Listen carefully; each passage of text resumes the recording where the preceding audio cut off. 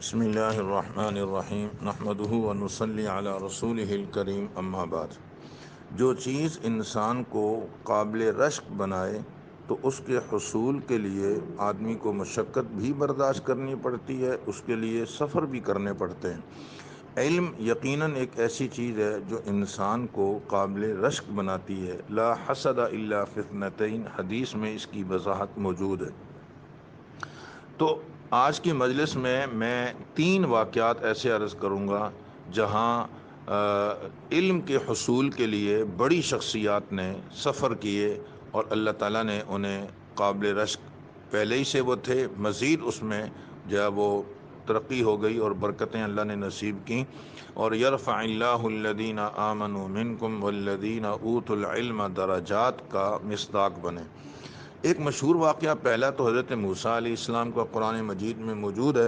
حضرت موسیٰ علیہ السلام جلیل القدر پیغمبر تھے، تورات شریف جن پر نازل ہوئی، اور انہیں اللہ تعالیٰ کے ساتھ ہم کلام ہونے کا بھی شرف حاصل ہوا، مگر ان ساری صفات کے باوجود جب انہیں ایک عالم شخص کے بارے میں پتہ چلا، انہیں پھر قرار نہیں آیا جب تک کہ طویل سفر اختیار کر کے اور مشکلات کو برداشت کر کے ان سے ملاقات نہیں کر لی۔ صرف 3 مسئلوں کے لیے انہوں نے اتنی لمبی چوڑی مشقت برداشت کی، جس کا تذکرہ قرآن مجید میں سورۃ الکہف میں موجود ہے۔ نمبر 2، حضرت کثیر بن قیس کی روایت سنن ابی داود میں موجود ہے۔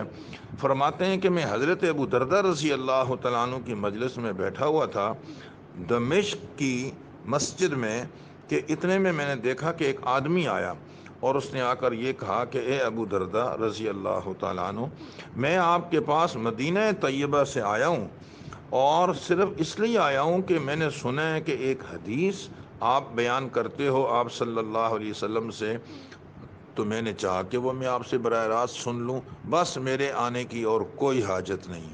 حضرت ابو دردہ رضی اللہ تعالیٰ عنہ نے اس وقت میں ارشاد فرمایا، ہاں میں نے سنا ہے، من سلک طریقا یطلب فیہ علما سلک اللہ بہ طریقا من طرق الجنہ، جو آدمی علم طلب کرنے کے لیے جس راستے پہ چل پڑتا ہے، اللہ پاک جنت کے راستے اس کے لیے آسان فرما دیتے ہیں۔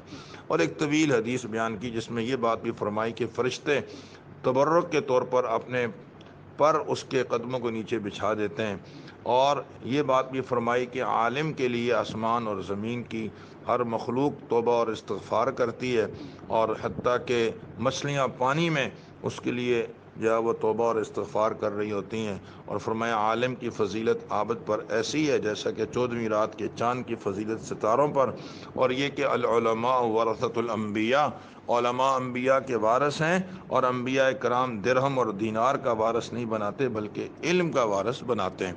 تو یہاں آپ نے غور کیا کہ حضرت کثیر بن قیس کی اس روایت میں، جس میں انہوں نے فرمایا کہ ایک شخص نے مدینہ منورہ سے دمشق تک کا سفر کیا، مورخین فرماتے ہیں 1303 کلومیٹر، تقریباً 810 میل کا یہ سفر بنتا ہے، اور اس زمانے میں سفر کی موجودہ سہولیات تو تھی نہیں، اتنا لمبا سفر صرف ایک حدیث کے لیے انہوں نے کیا۔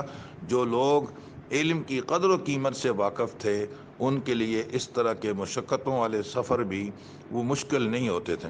میں ایک تیسرا واقعہ عرض کر رہا ہوں، حضرت جابر بن عبداللہ رضی اللہ تعالیٰ عنہ کا واقعہ بخاری شریف میں موجود ہے، جنہوں نے صرف ایک حدیث کے لیے مدینہ منورہ سے شام تک کا سفر اختیار کیا، اور حضرت عبداللہ بن انیس رضی اللہ تعالیٰ عنہ جو شام میں تھے، یہ ان سے یہ ایک حدیث صرف جو ہے اس کی سند لینے کے لیے وہاں پہنچے۔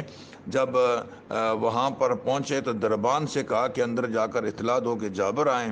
عبداللہ بن انیس نے فرمایا جابر کون؟ جابر بن عبداللہ، کہ جی ہاں وہی ہیں۔ تو حضرت بھاگتے ہوئے باہر تشریف لائے، معانقہ کیا، محبت سے پیش آئے، اور پھر آنے کی غرض پوچھی تو جابر بن عبداللہ نے عجیب بات فرمائی، فرمایا میں مدینہ سے 1 مہینے کا سفر اختیار کر کے یہاں تک پہنچا ہوں، صرف ایک حدیث کی غرض سے۔ میں نے سنا ہے کہ وہ آپ صلی اللہ علیہ وسلم سے آپ نے سنی ہے، بس مجھے اب وہ جلدی سے حدیث بیان کر دو۔ حضرت چاہ رہے تھے کہ کوئی اکرام ہو، بیٹھیں، فرمایا نہیں، زندگی کا کچھ پتہ نہیں ہے۔ میں نے کہا ایسا نہ ہو کہ پہلے میں چلا جاؤں یا آپ چلے جائیں، تو قبل اس کے کہ موت آ جائے ہم اس حدیث کے بارے میں آپ سے علم حاصل کر لوں، اپنی سند کو عالی کر لوں۔ تو یہ 3 واقعات میں نے آج کی مجلس میں عرض کی ہیں۔ 2 واقعات انشاءاللہ میں دوسری مجلس میں عرض کروں گا کہ حصول علم کے لیے کتنے دور دراز کے لوگ سفر اختیار کیا کرتے تھے۔ آج اللہ رب العزت کا بہت بڑا کرم ہے کہ ہمیں دور دراز کے سفر اختیار نہیں کرنے پڑتے۔ اپنے ہی شہر میں، اپنے محلے میں اللہ پاک نے حصول علم کے لیے ہمارے لیے آسانیاں پیدا کر رکھی ہیں۔ ہمیں چاہیے کہ ان موجودہ سہولیات اور اپنی صحت اور فراغت سے فائدہ اٹھائیں، اور اپنے محلے میں اپنی مسجد کے عالم دین اور امام صاحب سے رابطہ کر کے اپنی علمی کمزوریوں کو دور کرنے کی کوشش کریں۔